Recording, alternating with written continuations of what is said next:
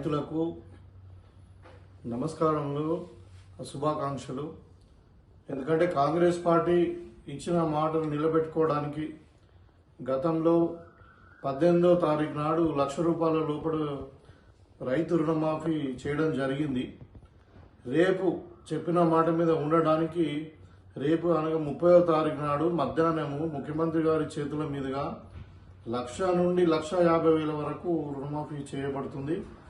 ఎవరైతే రైతులు రుణమాఫీ పొందారో వాళ్ళందరూ కూడా శుభాకాంక్షలు తెలియజేస్తూ, మరి కాంగ్రెస్ పార్టీ అంటే మాట మీద ఉంటుంది.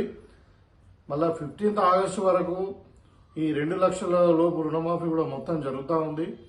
ఎక్కడైనా కొంతమంది రైతులకు అక్కడక్కడ రుణమాఫీ కాలేదని సమాచారం ఉంది. వాళ్ళందరూ కూడా నేను ఒక శాసనసభ్యునిగా మరి మీకు భరోసా ఇవ్వదలుచుకున్నా ఏంటంటే, దానికి ఏదో డేటా ఎంట్రీ ప్రాబ్లమో లేదంటే ఇంకేదైనా లింక్ ప్రాబ్లం ఉండి లేకుంటే కోర్ బ్యాంక్తోని మరి లింక్ లేకపోవడం వల్ల కొన్ని టెక్నికల్ ఇష్యూస్ వల్ల రాలేదు.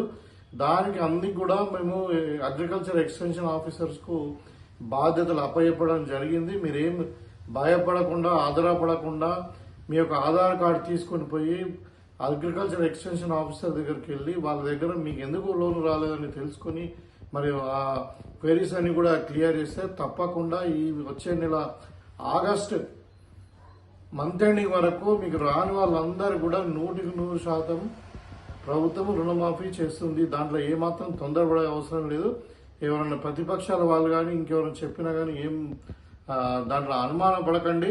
ఖచ్చితంగా ఇది మా బాధ్యత. మన నిజామాబాద్ జిల్లా ప్రజలందరికీ కూడా మనం ఏదైతే చెప్పినామో ఆ బ్రాకెట్లో 12/2018 నుండి మరి 9/2023 వరకు ఉన్నటువంటి 5 సంవత్సరాలు ఉన్నటువంటి మొత్తం క్రాప్ లోన్లన్నీ కూడా మాఫ్ చేయబడతాయి.